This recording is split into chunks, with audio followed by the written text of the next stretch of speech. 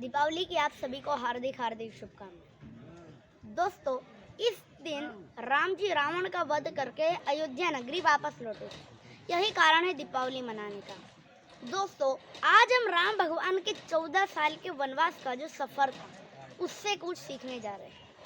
दोस्तों, पहली बात जो हम राम भगवान के इस सफ़र से सीख रहे हैं वह है don't give excuses in your life. अपने जीवन में कभी भी एक्सक्यूजेस मत देना, बहाने मत बनाना। यह आप राम जी से सीख सकते हैं।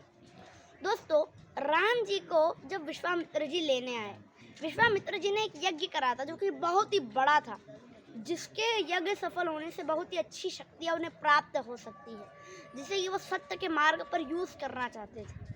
तो उस यज्ञ को मारीच और सुबाहु, ये दोनों राक्षस और कई और राक्षस जो कि इसे यज्ञ को सफल नहीं होने देते, तो दशरथ जी से राम भगवान को मांगने के लिए विश्वामित्र जी आए। तो राम भगवान ने उस वक्त बहाना नहीं बनाया कि मारीच, सुबाहु और उनके साथ इतने राक्षस आएंगे, उनको मैं अकेला इतना छोटा सा हूँ, और वो राक्षस जिनके पास मायावी शक्तियाँ भी, उनके माया जाल को मैं कैसे समझ पाऊँगा। इससे बहाने उन्होंने नहीं बनाए, क्योंकि वो उनके प्रति सरेंडर थे। एक बार जो उन्होंने कहा कि उन्हें मुझे राम भगवान जो थे उन्होंने समझ लिया कि मुझे विश्वामित्र जी के साथ जाना है, बस चले गए, बहाने नहीं बनाए।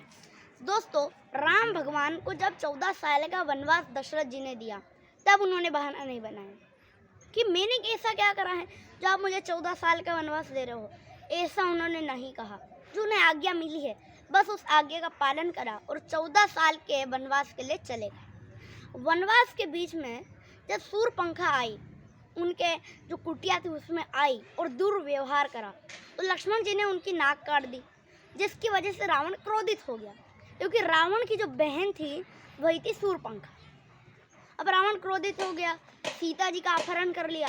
अब बहुत उसके बीच की भी कुछ कहानी है, आप रामायण देखिएगा, आपको और अच्छे से समझ में आएगा। दोस्तों, जब सीता अपहरण हो गया, तब राम भगवान ने बहाने नहीं बनाए कि इतना बड़ा राक्षस जिसने देवों को भी बांध रखा है, जो देवता हैं उनको भी बांध रखा है, कहता था कि स्वर्ग तक सीढ़ियां बना दूंगा, यानी कि इतनी सारी मायावी शक्तियां आती।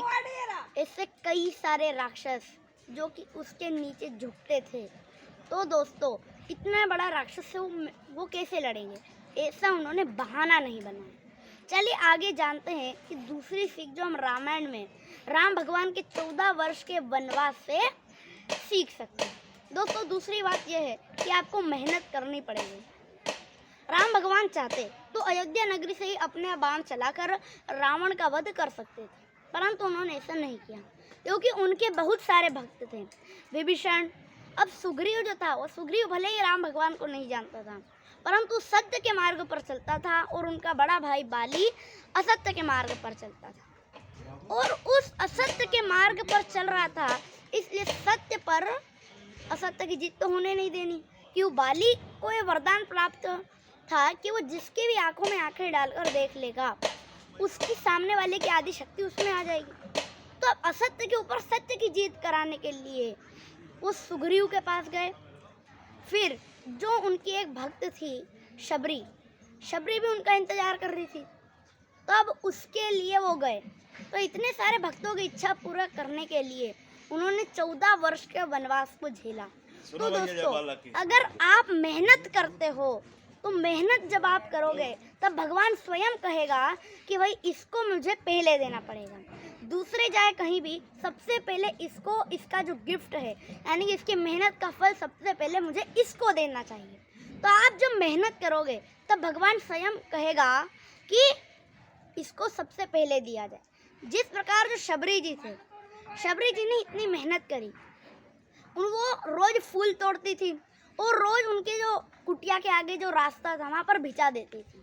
कुछ लोग आते थे, रोज उन फूलों पे जो माला रखी हुई थी उनको बिगाड़ के चले जाते थे, परंतु फिर भी अगले दिन फिर शबरी जी फूलों के रास्ते को बना देते थे। फिर लोग आते थे, फिर बिगाड़ देते थे, परंतु फिर भी उन्होंने हार नहीं मानी, और आखिर में उनकी मेहनत को देख के राम भगवान खुद उनके पास चले आए। तीसरी बात जो हम सीख सकते हैं वो यह है कि हमेशा सही का साथ दो। गलत चाहे कितना भी पावरफुल हो, कितना भी बड़ा हो, परंतु जीतता है हमेशा सत्य। दोस्तों, बाली सुग्रीव से ज़्यादा पावरफुल था, राम भगवान से भी ज़्यादा पावरफुल था, इसीलिए तो राम भगवान ने उन्हें छुप के मारा। यही कारण था कि बाली अगर चाहता तो राम भगवान उससे युद्ध करने जाते तो राम भगवान की भी आधी शक्ति ले लेता, इसीलिए राम भगवान ने बाली को छुप कर मारा। तो दोस्तों, राम भगवान चाहते तो बाली का साथ ले सकते थे। जब उन्होंने बाली को तीर मारा और उनके पास गए तो बाली ने कहा, आपने इसे साथ दिया, इसका साथ दिया, आप अगर मेरा साथ लेते तो मैं अभी रावण को आपके पास ले आता और आप उसे यूं मार सकते थे, यूं। परंतु राम भगवान ने उसकी बात नहीं मानी।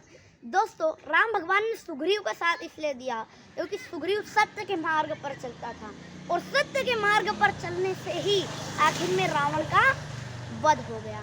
दोस्तों, आप लोगों ने सुना भी होगा, सत्यमेव जयते, यानी कि सत्य की हमेशा जीत होती है। आज के लिए इतना ही। वीडियो अच्छी लगी हो तो वीडियो को लाइक कर दीजिए, चैनल को सब्सक्राइब कर दीजिए। फिर से आप सभी को दीपावली की हार्दिक हार्दिक शुभकामनाएं। जय गुरुदेव। बहुत अच्छा।